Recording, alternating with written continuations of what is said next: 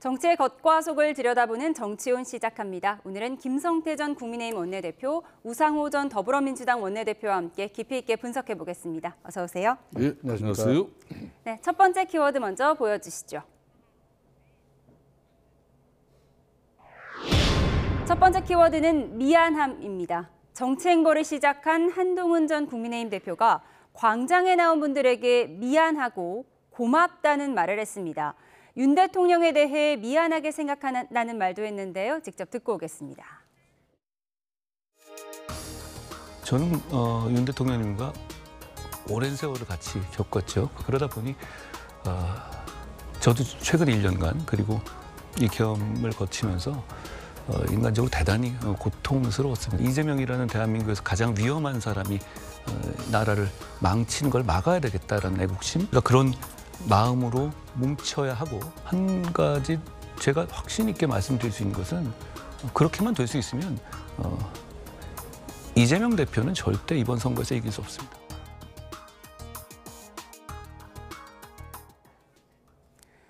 네, 윤 대통령에게 미안한 마음이 있다면서 이재명 대표는 절대 이번 선거에서 이길 수 없다는 그런 마음을 모으는 게 무엇보다 중요하다는 인터뷰 내용입니다. 어떻게 보셨습니까?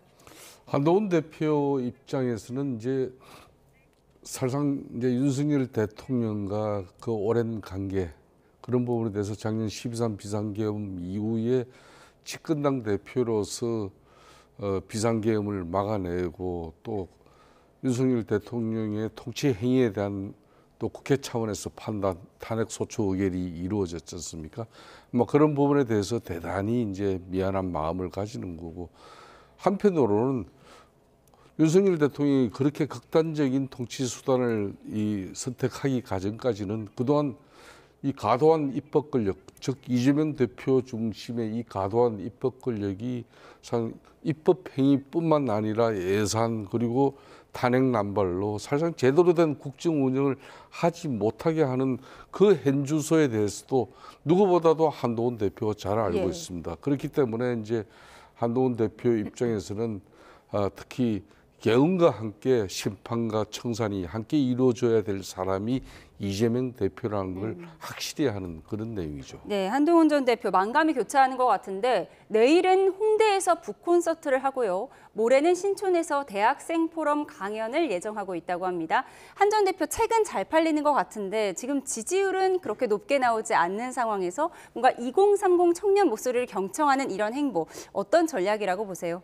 책 잘 팔려서 대통령 되면 한강 작가가 대통령 돼야죠. 네? 그러니까 책 잘 팔리는 문제와 한동훈 전 대표를 지지하는 문제는 좀 다른 차원의 문제인 것 같고요. 다만 저는 이렇게 보면서 저는 뭐 한동훈 전 대표가 대통령 선거에 도전할 수밖에 없다 그렇게 판단했습니다만, 윤석열 대통령에게 미안했다는 표현은 저는 사실은 적절치 않았다고 봐요. 적어도 계엄을 선포하고 그 계엄을 해제하는 데 협조했던 한동훈 대표 입장에서는 적어도 왜 자신이 그렇게 정치 행동을 할 수밖에 없었는가를 한 번 더 설파하고 접근하는 것이 맞았다 생각하고요. 다만 좀 20, 30대부터 먼저 접근하는 저 행보는 대단히 전략적인 포지셔닝으로는 괜찮다 봅니다. 네, 전략적인 포지셔닝이었다. 이런 가운데 국민의힘 지도부가 어제 박근혜 전 대통령을 예방했죠. 윤 대통령 탄핵 심판을 앞둔 이 시점에 박 전 대통령은 당내 담합을 강조했는데요. 집권당 대표가 소신이 지나치면 바람직하지 않다라는 말도 했습니다. 영상으로 보고 오겠습니다.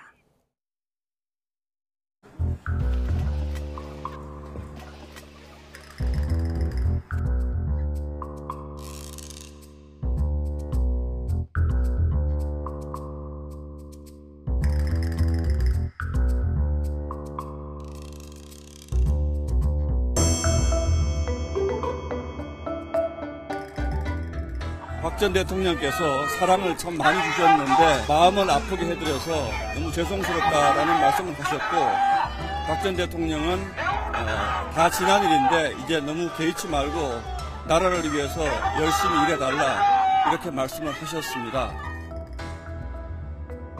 집권당의 대표가 소신이 지나쳐서 사사건건 계집각을 세우는 것은 바람직스럽지 않다. 힘을 합쳐야 한다. 개인 행동이 지나치면 상황을 더 어렵게 할 수 있다. 이런 말씀도 주셨습니다.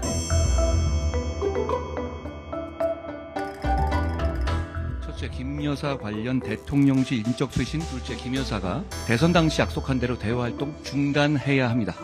사실상 내란을 자백하는 취지의 내용이었습니다.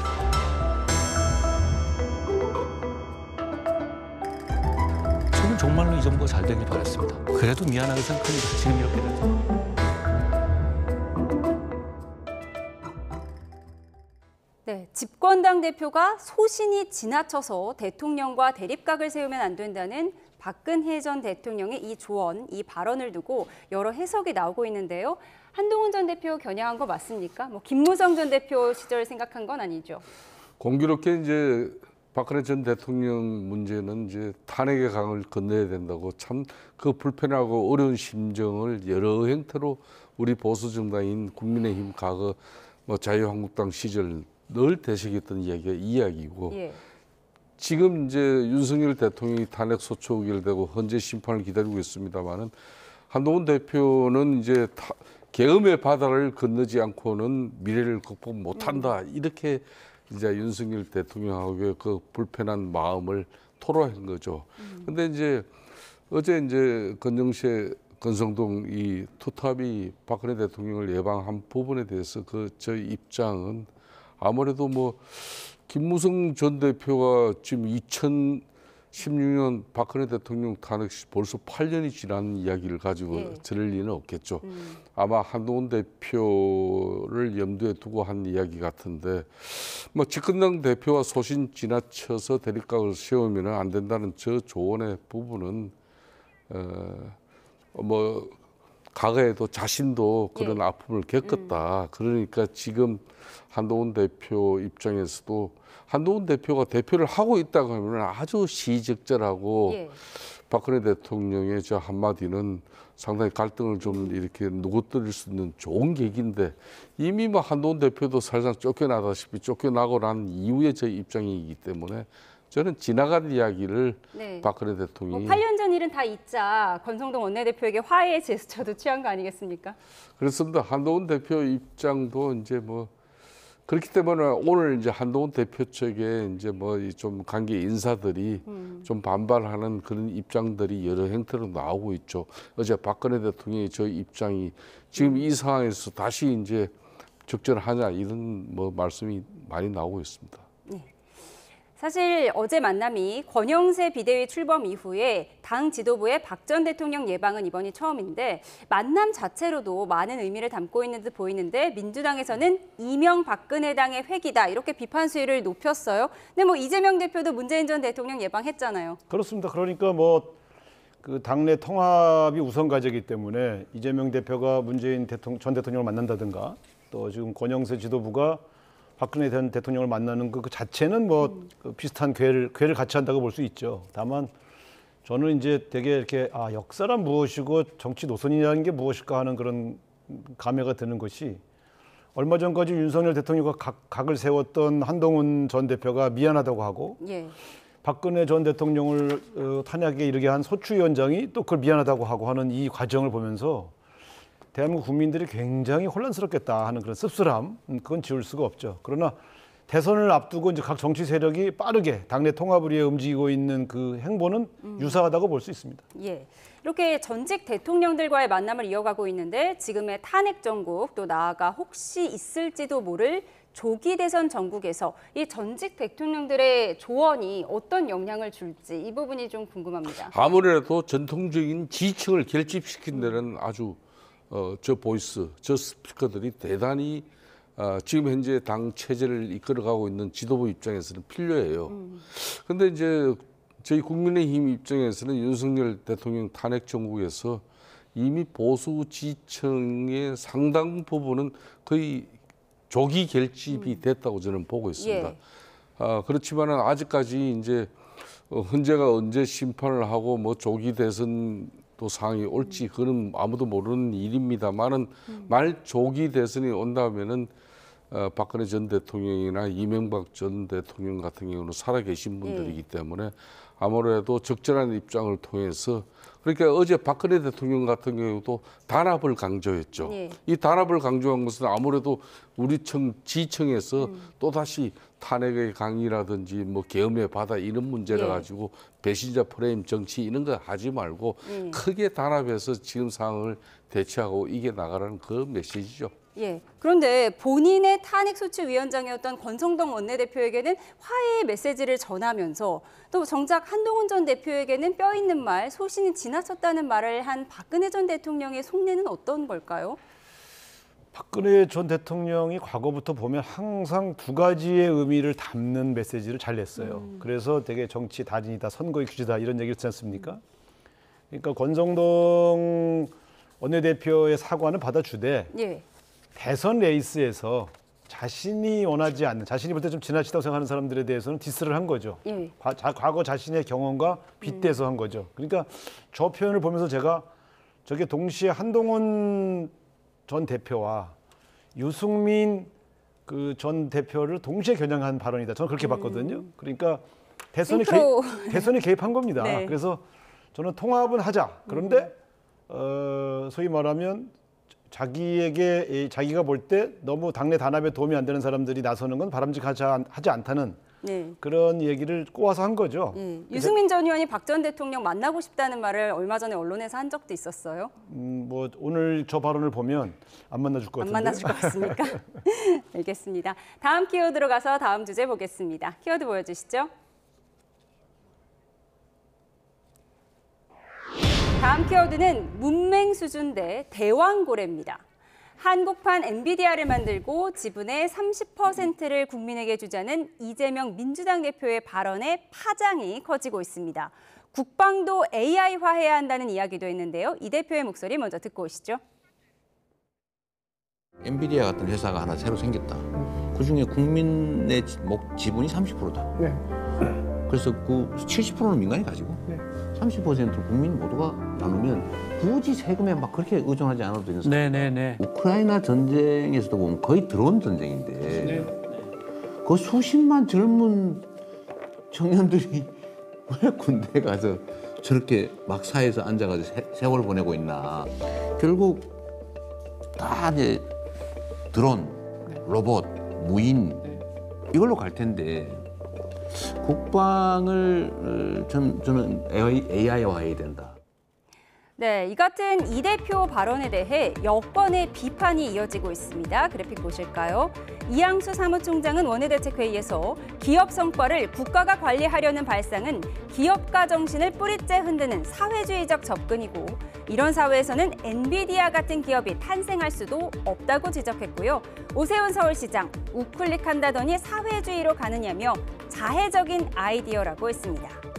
이재명 대표는 자신의 인공지능 AI 정책 구상을 둘러싼 논란에 대해 문맹 수준의 식견이라고 반발했습니다. 극우 본색에 거의 문맹 수준의 식견까지 참 걱정된다며 원색적인 비난을 이어갔는데요.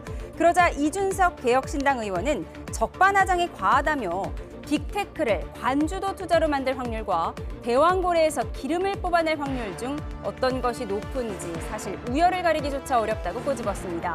오늘 기자회견도 열고 괴상한 경제관이 아니라 위험한 경제관이라는 말도 덧붙였습니다. 기업인의 쓴소리도 있었는데요. 타다 창업주인 이재용 전 소카 대표는 민주당은 혁신기업을 저주하고 발목을 잡았던 과거부터 반성해야 한다는 글을 올리기도 했습니다. 네, 한국판 엔비디아를 만들어서 30% 지분을 공유한다. 왜 지금 이런 시점에 이런 발언을 했을까요? 그러니까 이재명 대표가 상당히 전략적인 판단과 전략적인 메시지를 계속 쏟아내고 있어요. 그게 상당히 저는 보수 진영뿐만 아니라 쉽게 말하면 조기 대선 전국이 만들어지고 나면은 덤벼들 수 있는 그런 선수들이 다 거기에 함몰되고 있어요. 즉 그렇게 되면은 그 이슈의 선점은 이재명 대표 몫이 되는 것이고 나머지는 사실상 n분의 1로 쪼개먹는 방식이에요. 그럼 누가 이기겠어요? 지금 이 방식을 저는 보면은 이재명 대표가 뜬금없이 중도 보수론을 던져버리고 그리고 상속세, 기업세 뭐 이런 감시 정책까지 던져버려. 이게 전통적으로 이거는 보수 영역의 의제 아젠다인데 예. 이걸 이재명 대표가 던진단 말입니다. 그걸 또 그냥 두질 않아요.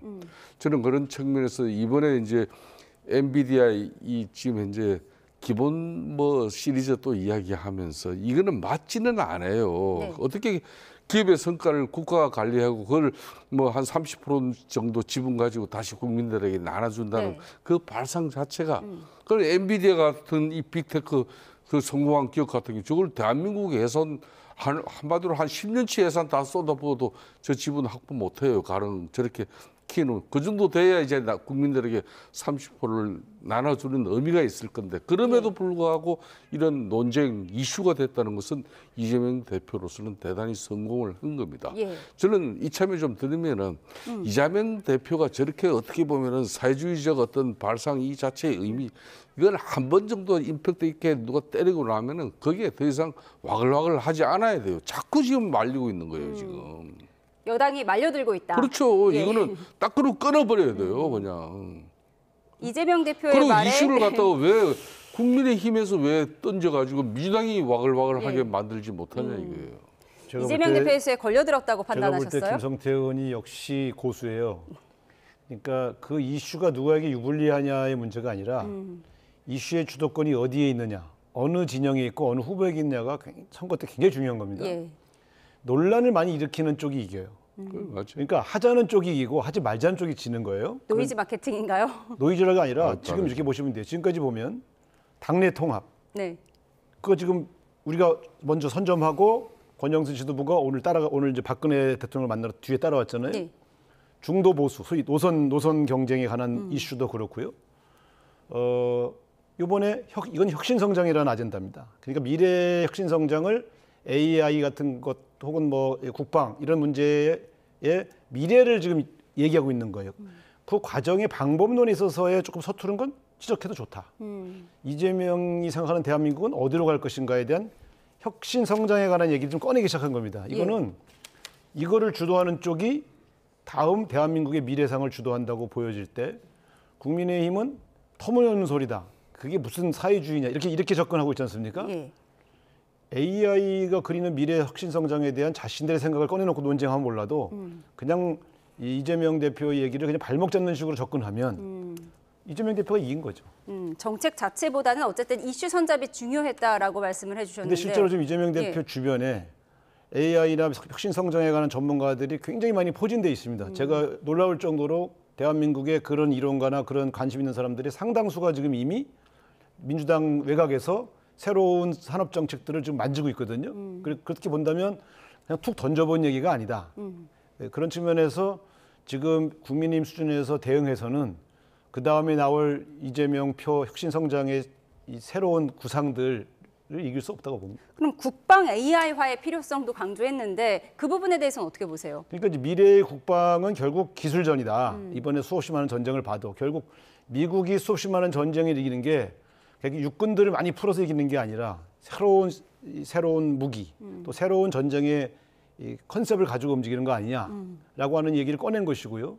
저거는 새로운 국방 정책과 연관이 될 가능성이 크죠. 그런 측면에서 국민의힘의 다음 잠룡들도 그냥 발목만 잡을 게 아니라 자기들의 새로운 구상들을 내놓을 필요가 있다고 봅니다. 저것은 굉장히 오래 준비해온 내용입니다.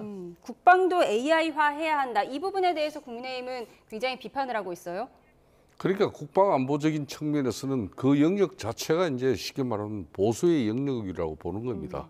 이 국방 안보, 이 철통 같은 국방 안보 체제, 안보 경계 이 강화 이런 거는 사실은 민주당에서 감히 이야기를 꺼내지 못해요. 그렇지만은 지금 핵심 분야, AI 핵심 분야를 가지고 이게 국방 안보 문제까지 이렇게 잘 연결시키는 거거든요. 좀 전에 우상호 대표도 이야기를 했지만은 그러면은 지금 현재 안 그래도 60만 대군이라는 이야기가 이미 50만 대군이 되어버린 지가 엊그저께 일이 아니에요. 그러면 앞으로 갈수도 이제 군 자원은 계속해서 부족해질 수밖에 없는데 그럼 최첨단 이 장비와 또 정보 역량, 능력 가지고 전쟁을 치러야 되는 거지 소총들과 옛날처럼 그런 보병이 전쟁을 치르는 건 아니거든요. 그러니까 일정 부분 이 AI로 이제 국방 계획이 이루어질 수 있다는 걸 이 화두를 이제 이재명 대표가 선점하는 걸 이런 걸 공격만 하는 게 아니고 국민의힘 입장에서는 전통적으로 민주당 그러니까 민주당이 사회성이 주로 강하잖아요. 여성 인권 평등 뭐 이런 문제 환경 이런 것도 국민의힘 쪽에서 민주당이 감히 그냥 상상도 못할 내용을 던져줘야 되는 그렇게 해서 이슈를 가져가 줘야 되는데 그 이슈 파이터는 지금 되질 않고 계속 그 이슈 파이터의 기회는 이재명 대표가 갖고 그걸 물어뜯고 공격하는 방식으로 우리가 국민들한테 이미지를 찾을 것은 얼마 안 되겠죠. 그런데 수십만 젊은 청년들이 왜 군대에 가서 저렇게 막사에 앉아서 세월을 보내고 있나 이 대목에서 그 국민의힘은 비난을 하고 있더라고요. 대단히 잘못된 거죠. 예. 어떻게 20대 그 청춘이 가가지고 쉽게 말하면 군대 가서 제가 막 뭐 이렇게 방송 용어는 적절치 안 씁니다만은 옛날에는 군대 가서 썩는다 그러지만 지금은 군대는 적절한 또 보수를 주고 있지 않습니까? 병장은 200마리는 넘어요. 예?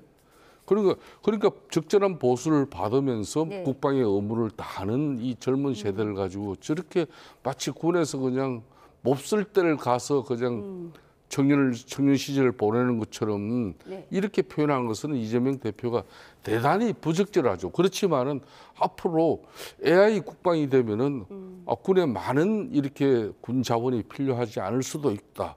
그렇기 때문에 자신이 군 복무 의무 기간이 앞으로 단축될 수도 있고 또 면제될 수도 있는 폭이 넓어진다. 이렇게 또 상상력을 줄 수가 있지 않겠어요?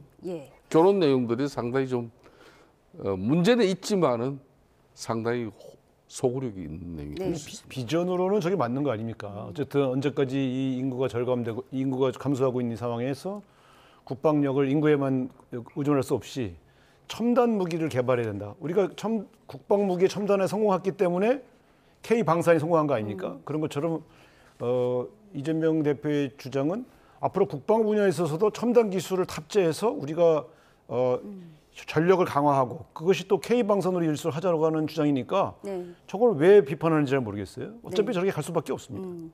국방 AI화 비전을 제시했다는 의견과 또 청년들을 폄하했다는 일부 의견이 있었다는 점 양쪽의 의견을 다 들어봤습니다. 최근 리얼미터 여론조사를 보도록 하겠습니다. 중도층의 변화가 눈에 띄는데요. 그래픽을 좀 보면서 설명드리죠. 만약 조기 대선이 열릴 경우에 55.1%가 정권 교체를, 39%가 정권 연장을 원한다고 답하면서 정권 교체론이 오차 범위 밖에서 앞서는 걸로 나타났는데요. 지난주보다 정권 교체는 6.1%포인트 오르고 정권 연장 의견은 6.3%포인트 내리면서 격차가 확연히 벌어지고 있습니다. 김성태 의원님 어떻게 보십니까? 중도층에서의 의견을. 지난번 이 방송에서도 제가 지적을 했습니다마는 국민의힘이 윤석열 대통령의 옥중 정치에 의한 포켓 정당의 이미지를 가지면은 앞으로 말 조기 대선 정국이 온다 하더라도 엄청 많이 힘들어질 수밖에 없다. 그러니까 앞으로 사법 절차와 또 헌재 심판 이게 절차의 공정성과 그리고 헌재 재판관들의 정치적 이 편향성 이런 부분을 걷어낸다면은 너무 윤석열 대통령에게 깊게 빠져버리면은 국민의힘 입장에서는 나중에 그 부분이 되려 엄청난 어려운 상황이 될 것이다 이런 지적인데 바로 그런 겁니다.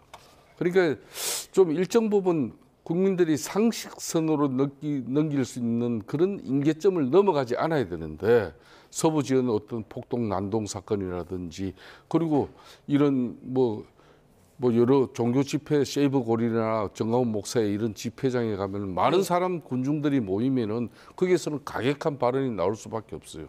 그런 원칙적인 발언 내용들이 중도 합리적인 어떤 그런 균형성을 유지하려고 하는 그런 분들에게는 대단히 좀 볼썽싸러운 모습으로 비춰질 수 있습니다.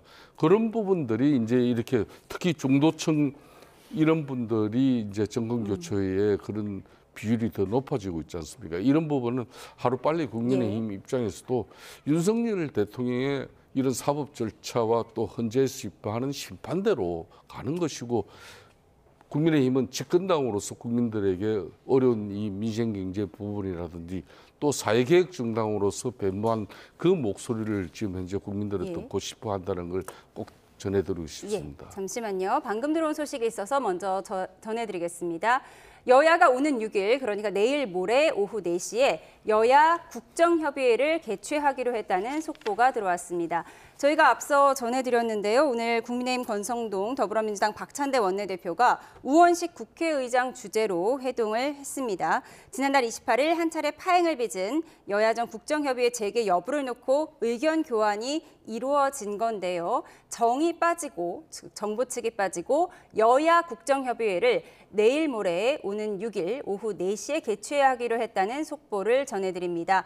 최상목 권한대행이 마은혁 재판관 후보자를 임명하지 않은 것에 대한 논의에서 정부 측은 빠지기로 했다는 내용입니다. 다시 한번 전해드리겠습니다. 내일 모레인 오는 6일 오후 4시에 여야 국정협의회가 개최될 거라고 합니다. 네, 오늘 회동에서 국정협의회를 재개하기로 하면서 추경과 국민연금 개혁 등이 의제로 올라갈 것으로 보입니다. 더 자세한 소식은 들어오는 대로 추가로 전해드리도록 하겠습니다. 네, 국정협의회 결국 개최하기로 했네요. 네, 뭐 대단히 잘된 합의로 보여집니다. 일단 최상목 권한대행이 헌법재판소의 결정에도 불구하고 마은혁 헌법재판관을 임명하지 않아서 생긴 갈등. 저는 사실은 대단히 최상목 권한대행이 부적절했다고 봐요. 헌법기관의 결정 내용에도 따르지 않는다 그러면 행정기관의 월권이 너무 심해지는 거 아니냐 이렇게 보일 수 있었는데 그래서 일시적으로 국정협의체를 중단했지만 그러나 민생 경제 어려움을 더 이상 방관할 수 없다고 하는 판단에서 더불어민주당이 대국적으로 양보한 것으로 보이지고요. 또 여기에 우원식 국회의장이 중재, 그러니까 정부 측이 빠지고 여야만으로 협의회를 꾸리도록 한 것도 적절한 중지였다고 보여집니다. 예, 관련 내용은 잠시 후에 또 이어가도록 하겠습니다. 중도층의 여론 변화에 대해서 저희가 짚어보고 있었는데요.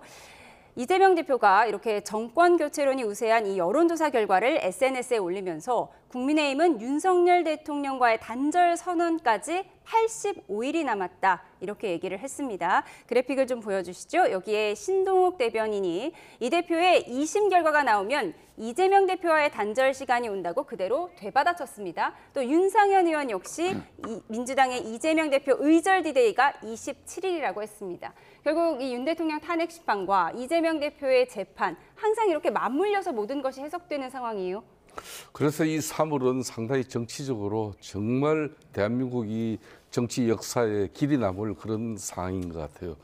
근데 이제 이재명 대표 같은 경우는 공직선거법 이 항소심 결과가 만일 3월 하순경에 나온다 하더라도 자신은 최종 시민 대법에 상고를 할 것이 너무나 자명한 일이기 때문에 그 안에 만일 대법 상고심 결과가 나오기 전에 윤석열 대통령 헌재 심판 과정에서 말 조계대선의 어떤 그런 상황이 벌어지면은 이재명 대표 자신은 어떤 경우든 민주당 지금 현 체제하에서는 이재명을 갖다 대법 당신 항소심 고법까지 이미 그냥 공직선거법에서 피선거권 박탈되는 형이 나왔으니까 대선 후보로 서면 안 된다 이런 판단을 민주당이 절대 하지 못해요. 그럼 이재명 대표는 불변입니다. 후보의 지위가. 그런데 중요한 것은 윤석열 대통령 같은 경우는 만일 탄핵 소추 의결이 이루어지고 나면은 만일 조기 대선 국면이 오더라도 윤석열 대통령 나서지를 못하는 엄청난 큰 차이가 있는 거예요. 그렇기 때문에 이제 저는 지금 국민의힘이 사법 절차와 현재 재판관들의 정치적 배당성과 공정성 이 원칙적인 문제 제기 외에는 집권당으로서의 그 면모와 도리를 갖추고 대려 국민들에게 민주당을 배나시키고 이재명 대표를 배나시키는 그런 과도한 입법 권력의 중심에 대해서 비판하고 또 그런 부분에 대해서 민주당의 전향적인 변화를 추구해내는 그런 메시지와 힘을 길러야 된다고 보고 있습니다. 3월 26일에 이재명 대표 2심에서 당선 무효형이 나온다면 1심과 같은 결과가 나온다면 입지에 변화가 있을 거라고 보세요? 저는 어떤 형태로든 2심 결과는 유죄든 무죄든 1심 결과보다는 훨씬 완화된 결과가 나올 수밖에 없다고 보거든요. 왜냐하면 1심 판결이 너무 감정적이고 너무 거칠게 나왔기 때문에 그럴 경우에 저는 일시적으로 중도 진영에서 영향을 줄 수는 있지만 이미 이것이 첫 판결이 아니기 때문에 그것이 미치는 영향은 제한적일 수밖에 없다. 오히려 최근에 중도층이 국민의힘 계열이 너무 지나친 강공에 대해서 염증을 느끼고 빠져나가고 있는 이 현상이 훨씬 더 국민의힘에게 크게 타격을 주고 있다 이렇게 봅니다. 그래서 제가 볼 때는 지금 국민의힘이 노선을 전환하지 않고 과연 지금 빠져나가고 있는 중도층을 다시 잡을 수 있느냐 이거 고민해야 될 거라고 봐요. 만약에 대법 판결이 아니기 때문에 그렇죠. 예. 이번 대선을 이재명 대 윤석열로 치를 겁니까? 그러면 이재명 후보가 유리하죠.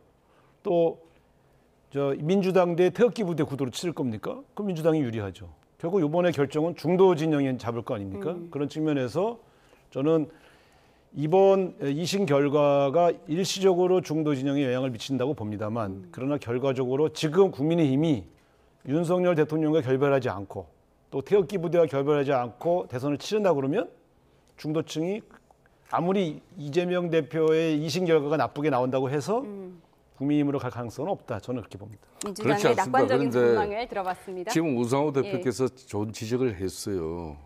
국민의힘 지층에서도 이렇게 중도 합리적인 어떤 그런 국민들의 입장을 생각한다 그러면은 지금까지 이렇게 윤석열 대통령을 옹호하고 또 그런 뭐 현재의 재판관들의 정치적 편향성을 걷어내기 위한 그런 큰 목소리에 대해서 일정 부분 기울었지만 그 임계점이 넘어가면은 중도 무당층이 피로도를 느낀다. 거기까지는 맞아요. 맞는데 이재명 대표 입장에서도 지금 이제 공직선거법 3월 26일 날 아마 항소심 선고가 있지 않습니까? 이때 그럼 1심과 별반 차이가 나지 않는 그런 선거법 피선거권이 박탈되는 그런 결과가 나옴에도 불구하고 조기 대선 후보로 이재명 대표를 그대로 내세우면은 그럼에도 불구하고 이번 선거에 중도 무당층이 결국은 가름을 탈 건데 그 중도 무당층이 그대로 이재명 대표를 지지한다? 그거는 큰 오산일 겁니다. 그렇기 때문에 민주당도 이제 새로운 만일 더 이상 갈등과 반목, 분열을 양산시키는 그 트레이드 마크인 이재명 대표를 또 걷어낼 수 있는 힘이 있어야 되는 거예요. 예, 잠시만요. 방금 들어온 소식이 있어서 속보를 전해드리겠습니다. 네, 채용 비리 의혹이 불거졌던 선거관리위원회에서 보도 자료를 냈는데요. 고위직 자녀 경력 채용 문제에 국민께 다시 한번 사과드린다는 보도 자료를 냈습니다. 중앙선거관리위원회가 국회 통제 방안 마련 논의에 적극 참여할 것이고 채용 과정의 공정성 확보를 위해서 지방직 경채를 실시하지 않고 그러니까 경력 채용이죠. 면접위원 100%를 외부에 위촉하겠다고 밝혔습니다. 또한 감사기구 독립성 강화를 위해서 다수의 외부위원으로 구성한 감사위원회를 설치하겠다고 밝혔습니다. 더 자세한 소식은 들어오는 대로 전해드리도록 하겠습니다. 네, 선관위에서 이렇게 밝혔네요. 이게 뭐 근본적인 해결책이 될 수 있을까요?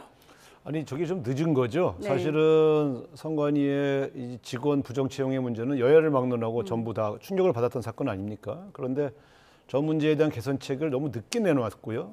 더디게 가고 있었어요. 예. 그런 측면에서는 지금 이제 새로운 그 감사원 감사를 받을 거냐 아니면 뭐 특별 감찰관을 둘 거냐 이런 논의가 시작되니까 거기에 대한 대응 차원에서 나온 것은 좀 아쉬워 보여요. 그러나 예. 어쨌든 앞으로 어느 기관이든 고위급 직원의 자녀들이 부정 채용되는 일은 있을 수가 없는 일이니 자정 기능을 포함하여 견제 수단도 만들어야 된다고 봅니다. 예, 그럼 저희는 마지막 키워드를 짧게 짚어보도록 하겠습니다. 마지막 키워드 보여주시죠. 마지막 키워드는 폭거대 9급 공무원입니다.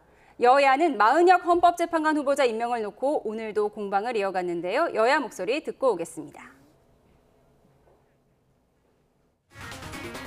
최상목 대행은 윤석열 대통령과 한덕수 대통령 권한대행의 탄핵 심판이라는 중대한 국가적 변수를 앞두고 있는 상황에서 마은혁 후보자를 헌법재판관으로 임명해서는 안 됩니다. 마은혁 후보자 추천은 여야 간 합의 추천이라는 국회 25년 된 관행을 민주당이 일방적으로 깨뜨린 폭거였습니다. 마은혁 후보자에 대한 임명은 국회 오랜 관행에 비추어서도 결코 용납될 수 없습니다. 최상목 대행은 마은혁 재판관 임명을 하지 않고 있습니다. 대통령실 경제수석과 경제부총리로서 나라 경제를 망가뜨린 가장 큰 책임이 있고 위헌 위법한 내란에 동조한 의혹도 있으며 지체 없이 의뢰해야 할 상설특검 추천 의뢰를 거부해 불법을 지속하고 있고 2달 넘게 위헌 상태를 지속시키고 있으며 거부권을 행사한 법안만 내란 특검법을 포함 6개나 됩니다. 구급 공무원도 이렇게 막 나가면 중징계를 피할 수 없습니다. 네, 오늘 오전에 비공개 국무위원 간담회에서 국무위원 전원이 마은혁 재판관 후보자 임명에 대해서 숙고해야 할 점이 많다는데 동의했다고 합니다. 그럼 마 후보자 임명은 일단은 보류하는 건가요? 상당히 오늘 이제 여야 정부를 최상목 대행을 빼버렸잖아요. 네. 국회의장과 여야 원내대표 간에 6일날 여야 이 협의체를 가지고 가동시키기로 했다. 여기서 나는 상당히 민주당 원내 전략이 역시 저 수준이 높게 지금 이루어지고 있다. 왜 그런가면은 민주당 입장에서 마흔의 현재 이 재판관을 갖다가 최상목 대행이 현재 심판 있었기 근한쟁의 심판 결과가 나왔기 때문에 임명하지 않으면 안 된다고 압박은 하지만은 하지 않으면 옛날 같으면 금방 당신 탄핵할 거야 그랬을 건데 그 이야기를 못하는 이유가 있어요. 만일 최상목 대행이 이 마흔의 재판관을 임명을 해버리면은 변론갱신 절차라는 걸 윤석열 대통령 변호인 측에서 현재 재판소에 요구를 하면은 그 요청을 갖다 거부할 수가 없습니다. 그러려면은 그런 변론 10일차까지 기일을 마친 이 내용을 다시 마흔의 재판관이 숙지하고 파악하기까지 그 절차를 밟아줘야 될 건데 그러면은 심판 기일이 마냥 늘어질 수밖에 없어요.